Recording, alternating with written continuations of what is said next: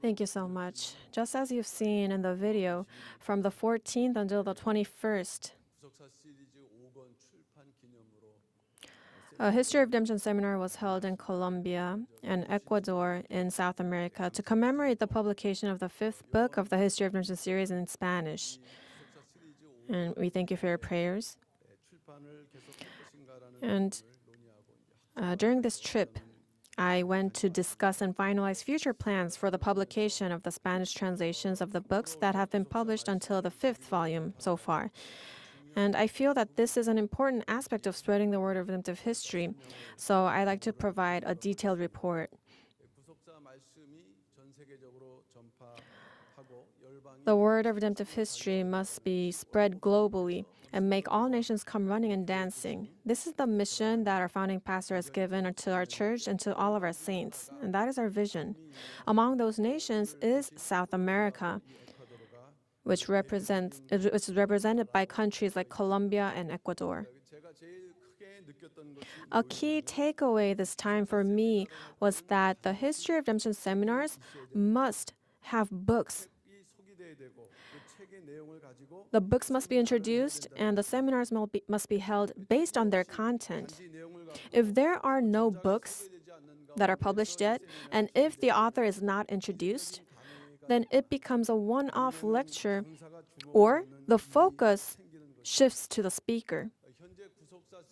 Currently, the History of Redemption series have been translated into 7 volumes in English, 7 volumes in Indonesian, 6 volumes in Polish, and 5 volumes in Spanish. The Spanish translation is especially important.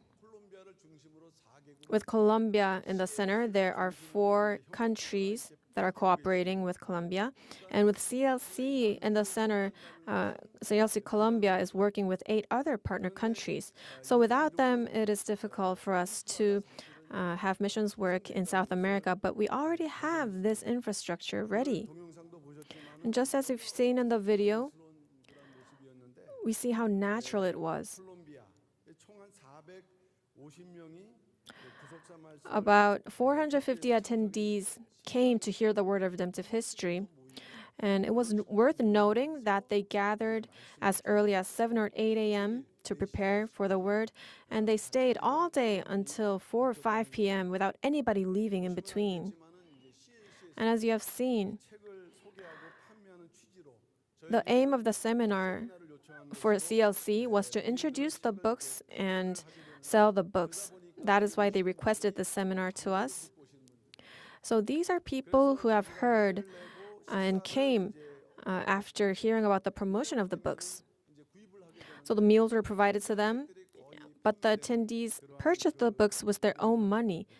If they received grace after the lectures, they would purchase the books, and most of them were sold.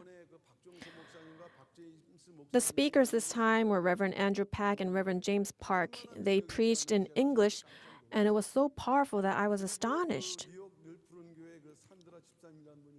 And there's also a missionary named Sandra from the New York Evergreen Church, and she almost did a simultaneous interpretation throughout the lecture, so there was no hindrance in receiving the word for the attendees. It is quite astonishing. And personally, it took about 20 hours to get there just by plane, transferring. It took like 1 day to get to this place on the opposite side of the earth. But seeing how there were banners promoting the History of Redemption series there, and as I mentioned, CLC Colombia is like the main headquarters of the CLC South America, and there's also a bookstore, and there are about 40 employees there, and about 3 to 4 sections there had corners. There were about 3 to 4 corners that introduced the History of Redemption series books. The word was proclaimed there, spread there, and seeing how the video of the author, Reverend Abram Park, was played there, that in and of itself was so moving and impactful for me. And we saw the representative speaking at the end of the video. He had an interview, and he expressed his astonishment for every single lecture. And he personally inquired me about how to study the History of Redemption series. He earnestly asked this question. And we also saw this lady, right? Or there was a couple. There's a pastoral couple who attended, and they had planted about 40 churches. And they said they came to understand the word through our founding pastor. So they expressed their desire for all of these 40 churches to become branch churches of 평강제일 Church or join our General Assembly.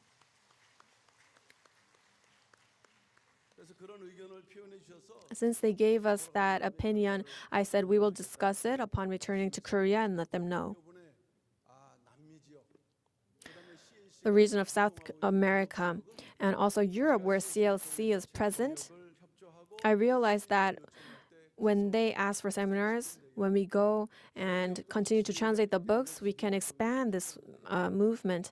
And for the other places where there are branch churches, we can expand the movement there. And it was an opportunity to think about and organize our method of spreading the word. In Korea, we have the 12th volume of the History of Redemption series to finish publishing them. And in October, we're planning to publish 12A. And currently, CLC and Hora Singapore are translating all the History of Redemption series into 40 languages. This is a great work, and it takes a lot of money as well.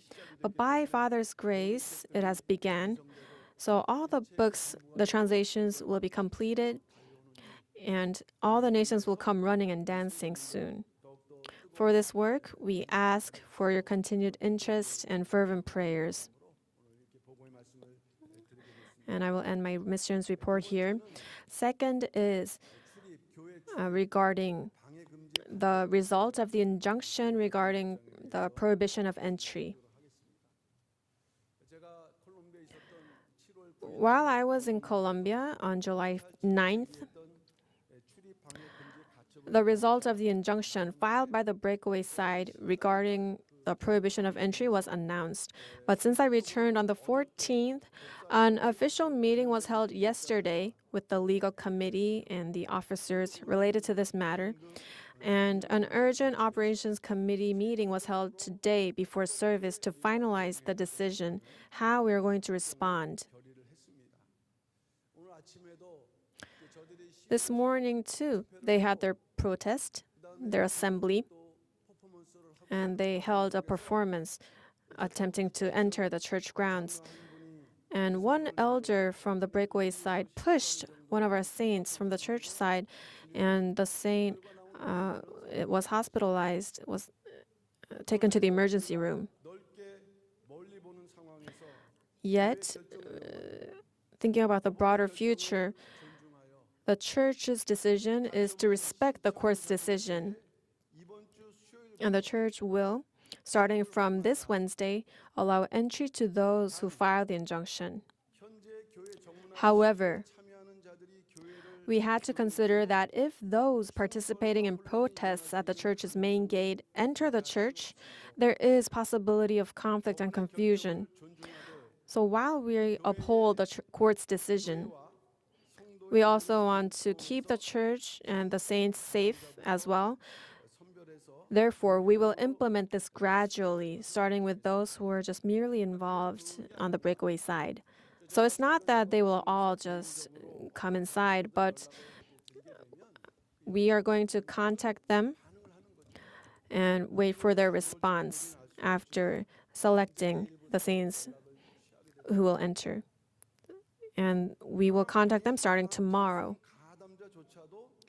But if those who are deemed as mere participants cause any disturbance inside the church or threaten the church order, those individuals will no longer be allowed an opportunity. And the church will immediately stop the plan and find another method. This was the decision that was made.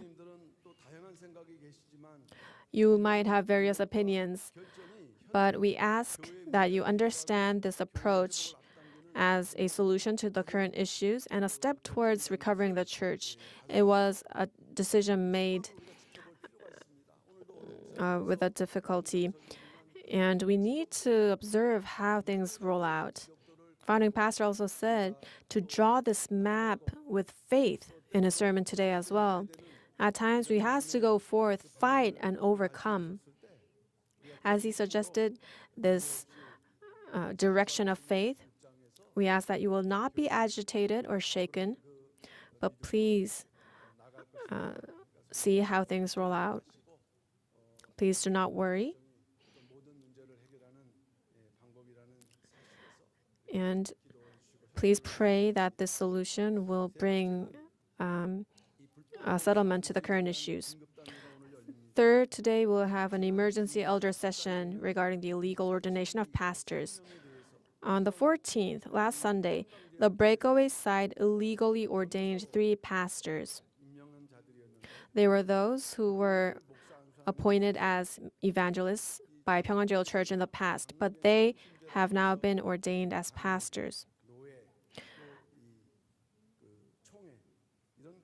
In the presbytery, there is 3 steps: the elder session, the presbytery, and the general assembly. And ordinations are conducted by the presbytery. But these dismissed pastors carried out this act under a presbytery that was disciplined by the general assembly as illegal. And they even promoted this on newspapers. Through this illegal activity, we see how much they're breaking away from faith, from the word, and from the path of the church. And as they carried this illegal act out, they had illegally used the names 평강제일 Church and Southern Seoul Presbytery. So in order to prevent further chaos or confusion, and in order to address this matter and prepare for future actions, we are going to hold an emergency elder session today. We ask for your prayers and request that all session members attend.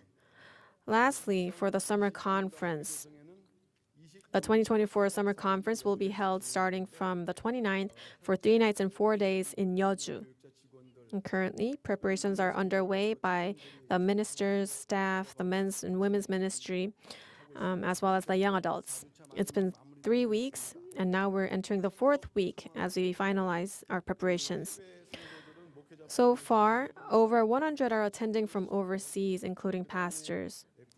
Over 100 have registered, and including all the saints coming from branch churches in Korea, about 500 more people are attending compared to last year. And we also have the main church saints attending. But as we continue to guard the church, we are going to wear our group t-shirts again. Because the main church saints already have a piece, please prepare them. And for the saints from branch churches in Korea and overseas, we're going to provide this t-shirt. Lastly, until now, we have allotted the districts and departments in guarding the church, but the men's ministry, after discussion, have decided to take charge of guarding the church during the summer conference, during the 3 nights and 4 days.